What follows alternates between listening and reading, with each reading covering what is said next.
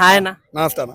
అన్న, పవన్ కళ్యాణ్ పైన ప్రకాష్ రాజు గారు కొన్ని కామెంట్స్ చేయడం జరిగింది. దానికోసం మీరు ఏం చెప్పాలనుకుంటున్నారు? పవన్ కళ్యాణ్ గారు స్పందించాలి. ఇక్కడ తెలంగాణ రిపోర్టర్ గారి మీద ఎలా స్పందించారో పవన్ కళ్యాణ్ గారి మీద ముఖ్యంగా యాదవ్ మీద స్పందించాలి. పవన్ కళ్యాణ్ గారు హిందువులు సనాతన ధర్మం గురించి, రాముడు గురించి కూడా మాట్లాడారు. సార్, మీరు నిజంగా సనాతన ధర్మం అయితే వీడి మీద కేసులు పెడతారా? వీడికి ఏదైనా గట్టిగా వార్నింగ్ మీ నోటి ద్వారా ఈ యాదవ్కి ఒక వార్నింగ్, సినీ ఫీల్డ్లోకి మళ్ళీ అడుగు పెట్టకుండా ఇచ్చే వార్నింగ్ ఇవ్వాలని చెప్పేసి మేము మనస్ఫూర్తిగా కోరుకుంటున్నాం పవన్ కళ్యాణ్ గారిని.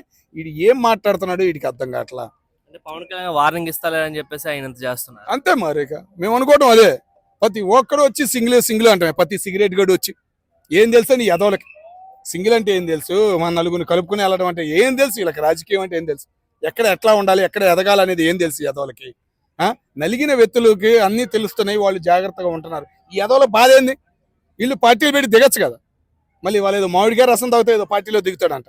ఆ ఉన్న పార్టీ కూడా పోయిద్దాం. మరి ఏదో ఎందుకు మాట్లాడుతున్నాడు, ఏం మాట్లాడాలో అర్థం కాక ఈ మాటలు మాట్లాడుతున్నాడు అని మేము అనుకుంటున్నాం. రీసెంట్గా ఇంతకుముందు హిందూ అంటాడు, రీసెంట్గా బ్రిటిష్ జాతిలో చేరాడంట. మరి ఆ జాతి ఏమైనా బాగా ఎక్కిపొరుస్తుందా ఏందనేది మాకు అర్థం కావట్లా. అరే బాబు, 200 సంవత్సరాలు పరిపాలించి పోయారా బాబు, మీకు కూడా అదే గతి పట్టిద్ది. నువ్వు 200 సంవత్సరాలు అనుకో, మాకు మహా అయితే 2 ఏళ్ళు అయితే తరిమి కొడతారు నిన్ను. ఆ లిస్టులో పడమాకరా నాయన అని మేము కోరుకుంటున్నాం. అంటే సింగిల్ గా వస్తారా లేదంటే గుంపులుగా వస్తారా అని చెప్పేసి చెప్పడం జరిగింది. సో దీంట్లో ఏంటంటే మనము ఎలా వచ్చినా సరే ప్రజలకు మంచి చేస్తాం అనేది చూడాలి తప్ప సింగిల్ గా వస్తున్నా లేదంటే అందరితో కలిసి వస్తున్నా సంబంధం లేదు కదా ఆయనకి.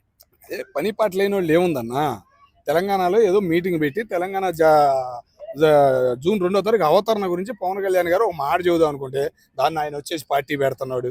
సింగిల్గా వచ్చి పోటీ చెయ్యి, ఏం మాట్లాడినా ఆయన సింగిల్గా వచ్చి పోటీ అయినా చేస్తాడు. నీకు అది అన్నుందా? నువ్వు వచ్చి నిలబడతావా? ఏదైనా పార్టీకి వెళ్తావా? నువ్వేమన్నా నేను దిగుతారు ఎవడైనా? మరి ఎందుకు పోగొట్టుకుంటున్నావు? ఉన్నది కాస్త పోగొట్టుకుంటున్నావు. నోరు ఉందలే అని చెప్పేసి, మీడియా ఉందలే అని చెప్పేసి ఎందుకు ఆ మాటలని అవసరమా? నీకు లిమిట్లో నువ్వు ఉండాలి. అందుకే ఇచ్చాడు, గట్టిగా ఇచ్చేసాడు బల్ల గణేష్. ఎట్లా ఇవ్వాలో అట్లా ఇచ్చాడు. నీ రేంజ్ ఏందిరా, నువ్వేందిరా అన్నాడు. సరిపోలా. ఇక ఆడబెట్టుకుంటాడు మొహం.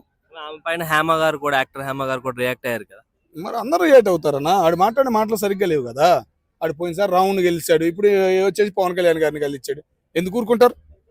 ఎవరు ఊరుకుంటారు? మేము అడిగింది కూడా అదే కదా. పవన్ కళ్యాణ్ గారు కూడా గట్టిగా స్పందించారు యాదవ్ మీద, రియాక్షన్ బాగుంటుందని మేము అనుకుంటున్నాం. ప్రతిసారి పవన్ కళ్యాణ్ టార్గెట్ చేసి పాయింట్అవుట్ చేసి మాట్లాడడం వల్ల అంటే ఆయన హిందువులు సపోర్ట్ చేస్తానని చెప్పేసాను. అంతే కదా, సనాతన ధర్మం గురించి తమిళనాడులో మాట్లాడినట్టున్నారు పవన్ కళ్యాణ్ గారు. ఇక అది పట్టుకున్నాడు, ఇక అదే పట్టుకుని ఏలాడుతున్నాడు.